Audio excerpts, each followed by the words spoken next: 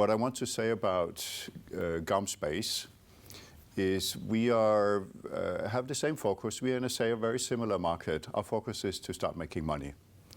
And to say something general about the SATCOM industry, it's definitely growing. You'll see that. I think everybody believes, just listen to the news, yes, there's a lot of stuff coming. There's also a lot of companies around in the space sector. We call it the new space industry with the smaller satellites that we're doing. But very few are making money. Doesn't matter if you make services, if you sell hardware, etc. So we're right now at the chasm. Some of you, if you started business, will understand the chasm, crossing the chasm. You have a startup company, you have a startup industry. At a point in time, it needs to be profitable.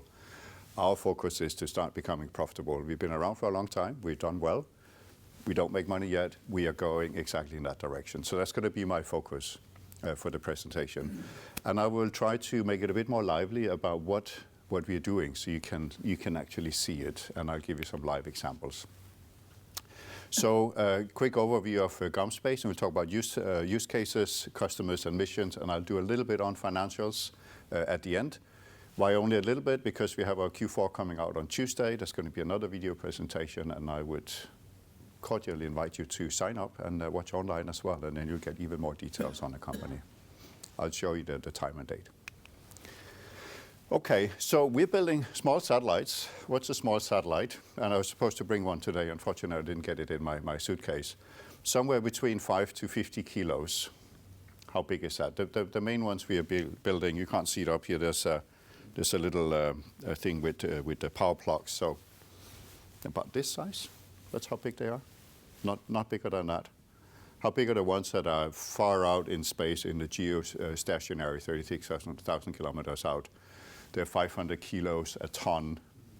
They cost, you know what they cost? $100 million, $500 million. It's super expensive. They're very big. What's the difference here? These satellites are much smaller. It's much cheaper to get them up in space. You don't need a lot of fuel, and they cost a lot less. So the whole promise and principle of this is faster, cheaper, and better. Fail here, do it again. It's no big deal. If you send up a $500 million 1-ton satellite and it fails, that's not good. Somebody's not going to be happy. Okay. So just taking a quick look at Gomspace. We were, as a company, founded in 2007. So we're actually one of the oldest new space companies around. We were listed on NASDAQ in 2016, part of the growth plan of being a startup. You get private investors, and then you move up to a listed company, and then you take money in order to grow. We have 17 years of experience plus in the space industry. Actually, our two founders, which are still in the company, that's really important for us. They launched the world's first satellite of these really, really small ones in 2003. That was from the University of Aalborg in northern part of Denmark. And like I said, the two founders are still with us, and that is really, really helpful. And they are very, very pleasant people. They're very knowledgeable people, and they totally work in this organization. Probably heard about other companies where you have a founder and say it's a big problem. This is not a problem at all, on the contrary. So that's very good. We have a big production and clean room up in Aalborg. Clean room is a closed area with pressure, so there's no dust going in. We can't have dust going into the satellites because we don't know what's going to happen to it when it goes out in space. We launched more than 75 space missions, so we have a lot of satellites up and flying, not for ourselves, but for our customers. We have more than 2,000 products that are sold every year up and flying, and we say more than 50 years experience in orbit. Why is that important? It's important because you can test all you like on the ground, but once you go up in space, things are different. So we have done it so many times now, so you had a lot of learnings, and the customers also coming to us because we have the so-called space heritage. You buy from Gomspace, you understand that we have already tested it in space, so you have a high likelihood that this is actually working. So that's important. Okay, we are global. We have offices in Europe and then in the US also. We have so far a small sales office. If any of you have seen our presentation, and I'll tell you again in a couple of days, we are very much focused on North America as a market. It is 60% to 70% of our accessible market is in the US, and we don't have a lot of sales right now. So it's almost a no-brainer to, hey, let's start selling what we're good at over there as well. So let's focus on that. We have customers in more than 60 countries, so our technology is all over the world. east to west, north to south, pretty much selling everywhere where there's any interest for satellites. So a good global footprint. We are 135 people today. We've been a lot more. I'll talk about that later. We are focused on making money. We are in a turnaround that's starting to go in the right direction. Hence why I'm here also to say, there's a hint here. Headquarter, Aalborg, Jutland, Denmark. We have a small office in Uppsala as well. We have Luxembourg, Toulouse, and then Washington, D.C. Our core competences. You see, hey, this is what Louis said just before. Well, we are actually selling products, and I'll show you what a product is in this terminology. We are selling missions, and then we're selling software for operating the satellites. Once they're up and flying, you need to tell them, turn left, turn right, do this, do that. So we have software for that. But let's look at the satellites. So this is what we call a mission. This is when the customer comes and say, I'd like to buy 1 satellite, 10 satellites, whatever. I wanted to do this or that. I wanted to have some capabilities, and I need to have a certain size. Then we build that. It's typically on a contract where you engage with your customer, and then you define what they want, and you develop and you deliver it to them, and you send it up in space, and it's working. So that's called a mission. Then we're selling products as well, plug-and-play systems. I show this, you don't need to understand what it is, just to give you an idea of the components. If you take your laptop, what's inside your laptop? Well, it's a hard disk, it's a power supply, there's a screen. That comes all from different providers, suppliers, and then somebody's putting it together as a laptop. Same thing we do here. So we have a power supply, we have a driver for a screen, we have a battery pack, which you have in your laptop. Same stuff, just for satellites. And this is very good business for us, and this is where we have a long experience, and we have more and more focus on building this up. For example, yeah. Okay. I don't have a picture of our clean room. It's quite interesting to see, but if you join on Tuesday for our Q4, you'll actually see we are filming while we're doing the presentation. We're filming into our clean room, so it's quite interesting to see. But to give you an idea, this is what we're dealing with. So I can't move. I can turn. I'm not allowed to move from my spot, so I'll stay here. This is what it looks like when we're putting it together. So there's a lot of different components in an aluminium structure. We're putting it together. We have to test it. Everything has to be verified. No dust, as I said, has to be clean, hence the word clean room. So this is actually what we do. And it takes between 6 to 12 months to build a satellite like that. There's actually quite a lot of time going into building it. You need to test it as well. Okay, if you look at use cases, so what can you use this for? You saw some examples before from AAC Clydespace. What we deliver is the chassis, the ability to actually, that the satellite is working. Has a power supply, you can plug it in, you can get some power to whatever you can work, need it to work. Has solar panels, once it's up there, it can't run on battery forever, it's going to run out. So when it can see the sun, we're charging the batteries.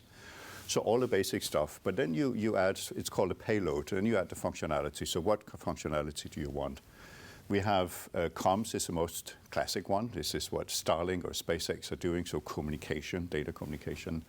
You can have something called SAR. It's a weird word, but basically very simple. It means making images through clouds. If you took a picture, you couldn't see it if there's a cloud, but it's using radar technology to actually make an image of whatever you're looking at Earth.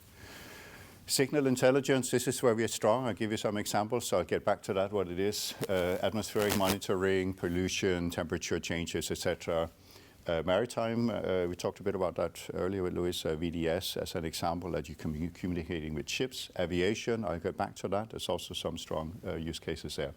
The point is, here's a satellite. It has all the functionality. Now you decide, the customer decides, do I want a camera?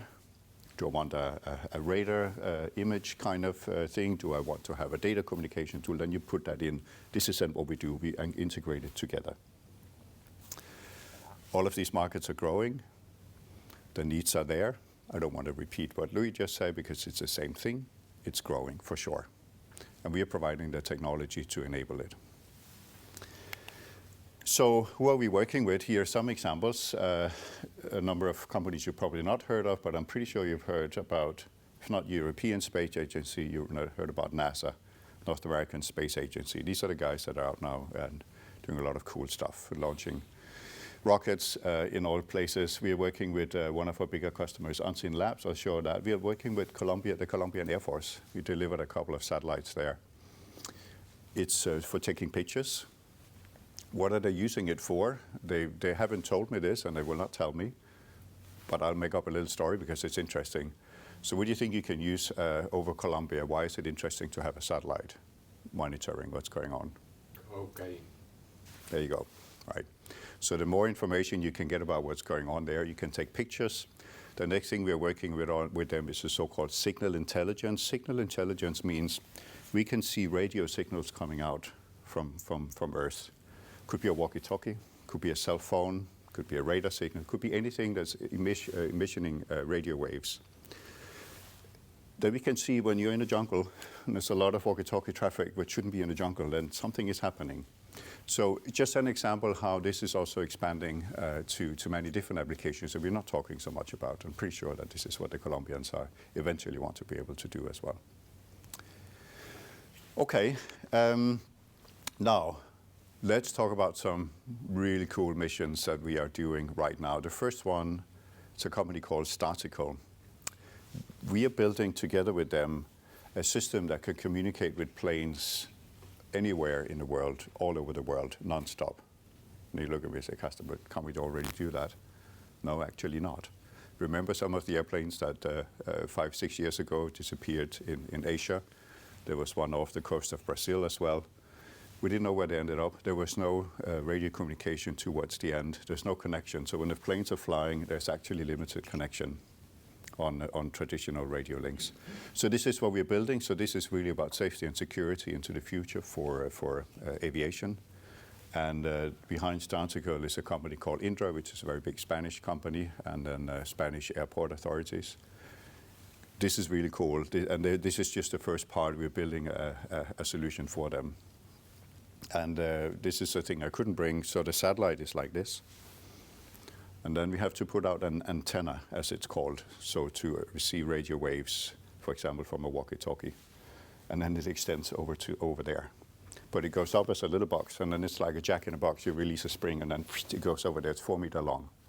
Really, really cool. And when that works, you can talk with an airplane nonstop all over the world. So that's one very exciting project we're doing now. Then we're doing ESA.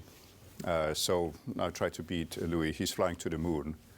Oh, we are flying much further than that. We're building 2 small satellites. That's going to go on a bigger satellite. It's going to monitor a meteorite out in space. That meteorite is, holding on to your seats, 2 times the sun away from us right now. So when we put the satellite on a mothership, we call it, and it's going to be launched in this year, it will fly for 2.5 years before it reaches its goal. So way, way, way, way out, monitoring a satellite. What do we want to do on that satellite? Well, we want to a meteorite. We want to understand what's there, minerals, water, anything that can teach us something about the universe. So imagine that, all the preparation going in, we've been working on it for a long time, all intelligence you need to have, you send the ship out. There's no real-time communication saying go left, go right. Best case, it's 1 hour for 1 bit to go out, and then 1 hour for 1 bit to go back. Most likely it would be 24 hours. So when you go left, and even receiving information about what's going on. So there's a lot of AI built into this as well. Really, really cool missions. This is why our engineers are super excited, and we're launching very soon. So this is deep space mission. So we do deep space as well, which is very different from all the data communication that Starlink and others are doing. This is future. Then what's here today is a company called Unseen Labs, French company, our best customer. Together with them, we do this signal intelligence, and we can see radio signals, we can see radar signals. Their biggest customer is the French government. What the main use is fishing between UK and France. So you know, out in the seas and the oceans, and these lines, UK guys, you stay on that side, French guys, you stay on this side, and then you can fish. But these little transponders that the ship have, some of them are sort of, yeah, but I can see the fish over on the other side where I'm not supposed to be. So I turn off my transponder, I go dark, as it's called. So now they can't see me, so I can cheat. Not anymore, because we know who you are. We can see your every move. You used your radar signal when when we had your little identifier beacon on, you take off the beacon, we still know who you are and we know where you are. So this is incredibly useful, and we've done that for the past 6 years, I think. We launched 12 satellites with them, and we're selling more to them still. Incredibly useful. There's another, if you're going to read our press releases, there's another example of where this is very useful, is around Indonesia. Indonesia is an enormous country, many islands, some of you have been there, lots of water, so many ships that they just cannot track them. So they are now investing in building a system for tracking the ships around Indonesia. It can be about fishery, it can be illegal sailing, it can be for environmental reasons, etc. So all of this is coming. All of this is coming, and this is one of our key competences here. Okay, let's go for little numbers. Why invest in Gomspace? I presume that's why you're here. You're looking at your current investment, new investments, probably some interest in the space industry. So why Gomspace? And I'll give you a couple of my view on it. And I should say I started in March last year, 2023. So I've been here about 10, 11 months. And I saw, when I did my due diligence before I took the job, I looked at a couple of things. The first one you see to the left, are there people and technology? And yes, absolutely there is. There's so much knowledge, so much technology there. So that's checking in the box. It's a brand, and yes, Gomspace is a global brand. Everybody in the industry knows Gomspace. Good. Check in the box from my side. I think I can work with that. Is there a growing market? Are we in a declining, growing market, stable market? Absolutely growing, which means the market is not really the limiting factor here. And then is there an evolution in customer base? Yes, there is. I just showed you some examples. You've seen all the use cases. So for me, this means the foundation is there. Now I use a term about Gomspace. I think it's one of the oldest startups in the world. Remember I started by saying crossing the chasm. Startups have about a 10-year period where you're taking money in, it's understood. Maybe you get listed, you take some more money from the market for some time, but eventually you have to make money. That's why I'm here. I'm here to make money. So I believe in the whole industry, it's growing. We have all the technology, but my focus is on cash flow and cash flow. We have to start getting the cash flow right, and we're going in the right direction. There's enough market there. We have enough technology. Our focus, if we are comparing a bit to what was before, is very much on selling the products I showed you and selling the missions. There are also services. In the end, there needs to be a service from the satellite to pay for the whole party.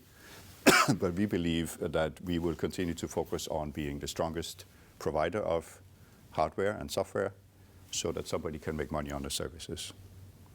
There's another trend that you can say are, why would you want to own a satellite? More and more will buy services.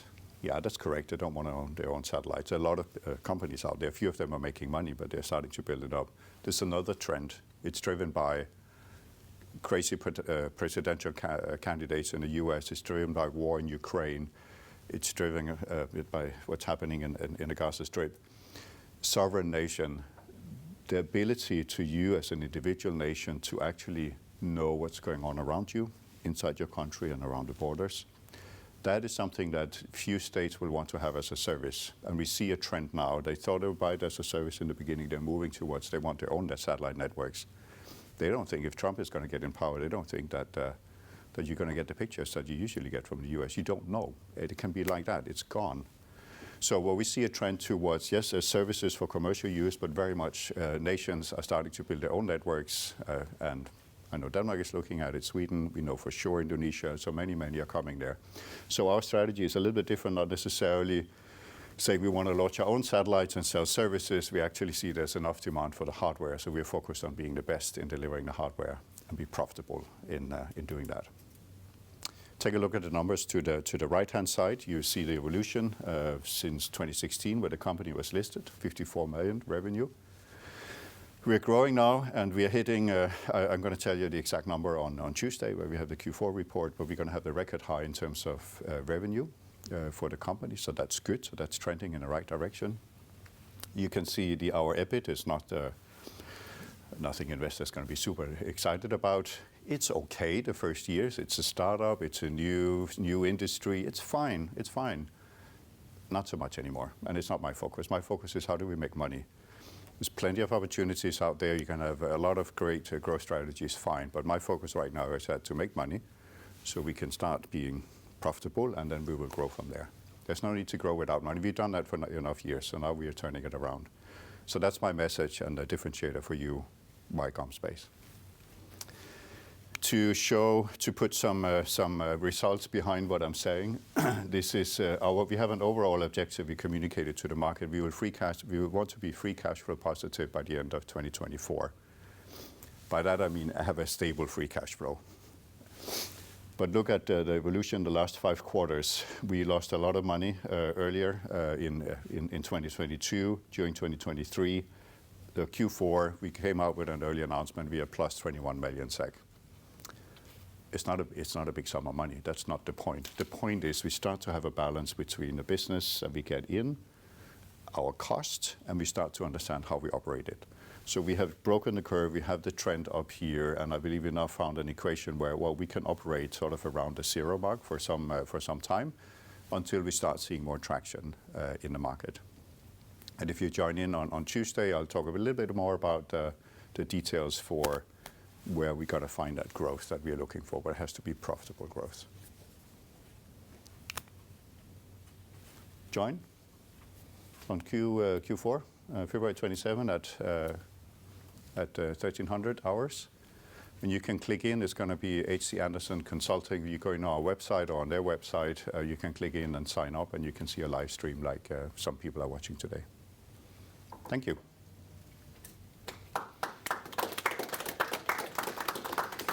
Hey, you must have done a good job. You also got an applaud spontaneous after the presentation. That was good, because you were encouraging in the beginning. So now you have 2. I have 2, that's good. Yeah. I'll take it home. Yeah. Okay, thank you. You're welcome. Of course, very exciting. And also, of course, we also have the focus on money, which you have. Sure. Just to get a feel for the products, what is the cheapest satellite I can buy from Gomspace, and what is the most expensive? Give us a range, give us a flavor. Give us a number, so those of you who watch Hobbit know what that reference is from. It really depends, which you would expect be my answer. We can make it as expensive as you want to, but I would say it's a range from 1 million euros to 3-4 million euros. Very much depending on size and what you put into it. As an example, I can give an example of a camera. You can have something which is close to what you have on your phone camera, a little bit bigger. You can buy that for 50,000 euros or 10,000 euros even. And then you can have a really high resolution camera that's costing 500,000 euros in and of itself. So it really depends what you put into it. But if I say €1 million to 3-4 million euros, then you have an idea. And also comparing to the more than 100 million euros for the bigger satellites. Okay. And then I have it, but I have to launch it in a geostationary orbit to make surveillance on my estates in Northern Africa. Yes. How much would that cost? You need to launch it in a low Earth orbit, right? Remember, the geostationary is 36,000 kilometers out. The satellites are always at the same point compared to Earth. Yeah. We are launching in low orbit, which is from 600 to 1,200 kilometers out, and the satellites are speeding around. You see them for 20 minutes to disappear, and then they come back. So your satellites are low orbit. Geo? No, they're not geo. They are low orbit, which is all the new space is low orbit. Yeah. Except when we send it out to deep space 2 times the sun away, but that's a different discussion. We're not going to do that. So the idea is, if I'm interested in an area, one satellite, low-flying satellite, passes by. Yes. And then when that goes out, another one comes in. Yes, if you send up enough. That's the idea. If you send one, you have 2 twice a day. You can see it for about 20 minutes. Then you send up 2, then you can do the math. So you need to have, if you want to have a permanent coverage 24 hours, you need to have a good deal of satellites. That is why Starlink, Elon Musk has sent up 4,000 satellites. Right, so he has full coverage. Okay. Yeah. You gave a sneak preview of your Q4. Mm-hmm. You announced some numbers, and one of them was positive cash flow, 2023, 21 million SEK, and year-end cash position, 61 million SEK, and record revenue about to 14 Yep. million SEK. But then I looked at the Q3, so that's old, and that's soon to be surpassed by the by the Q4 coming. Correct. There, 27th, next week. But I mean, some numbers are surprising. The Q3 order intake for quarter 1 to 3 decreased 33%, but the revenue went up 33%. So is that you cleaning house, or what is it? Well, let's use those words. Yeah, it is partly cleaning house. So the revenue, continued because we're executing projects. But on the backlog, we cancelled a number of projects, but one big project in particular. Let's talk more about it on Tuesday.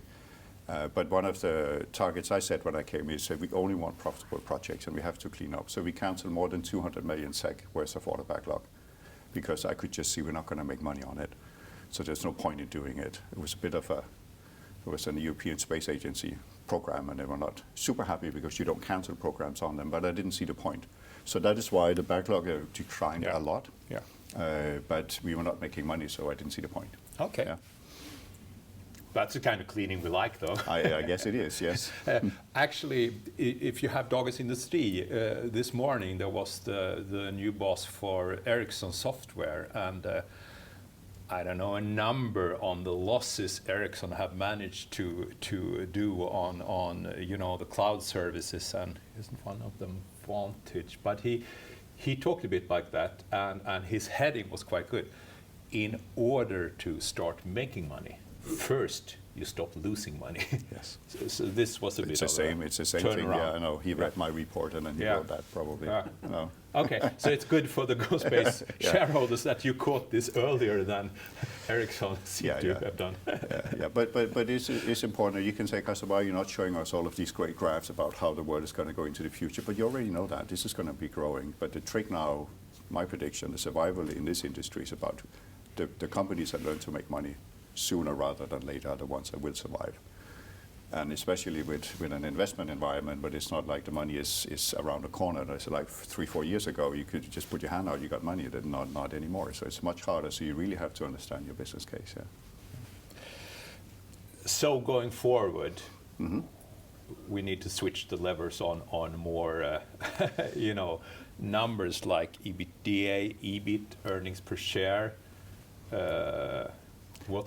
Have you published any goal? Can you give us some flavor on how that will play out for the next 3 years? Yeah, so I repeat my statement on my focus is cash. So we're looking at being free cash flow positive towards the end of the year. We already are in the fourth quarter, but we're aiming at a more stable period. So that is my focus. I'm not so worried about EBIT and revenue, etc. It's going to come. It's okay. I think right now, especially for investors, is that, and you're going to talk about rights issues soon, that you foresee another 5 rights issues, then okay, that's just more money. And you foresaw my next question, because in cash flow included is new share issues. Not in free cash flow. No, that's right. We're focusing on free cash flow. So okay, maybe we need some capital, but no, it's focused on free cash flow. It's really building a stable company so we can grow it from there. And I showed you the history, and I'll repeat. As a startup, you can lose money, so and so long. It's okay. You're expected to, because you're expected to invest. But we have invested a lot, and now it's time to make money. I just handed the microphone to an investor in the audience. Yeah. It's unavoidable to compare you with AAC Clyde. Are there any technical differences between the companies, or are you head-on-head competitors in every sense?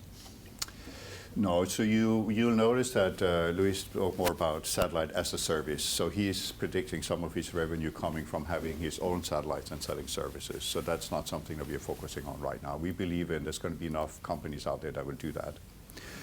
In terms of building the actual satellite, it's probably a lot the same, but it's what you integrate into it, and it's your knowledge about how to use signal intelligence, cameras, etc., and therein lies the differentiation.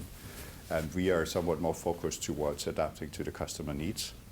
And for example, this deep space mission I talked about is quite different from what's being done over at AAC Clyde Space. And then on a slide, there was a mentioning of the nano satellites and micro satellites. Yeah. I'm wondering, will the satellites be even smaller than the 50 kilos, so like a cell phone size? Because launching satellites are still a rather costly exercise. Yeah. Very good question. It's going to go in two directions. The satellites are going to become a little bit bigger because it's something about how much can I get out of one satellite with one launch cost, and then I get some data, for example, and I sell it. So there's a business case balance there, so they're going to go a bit bigger. We also see actually an uptake in, we call it 2 and 3 cubes, like a milk carton, a liter of milk.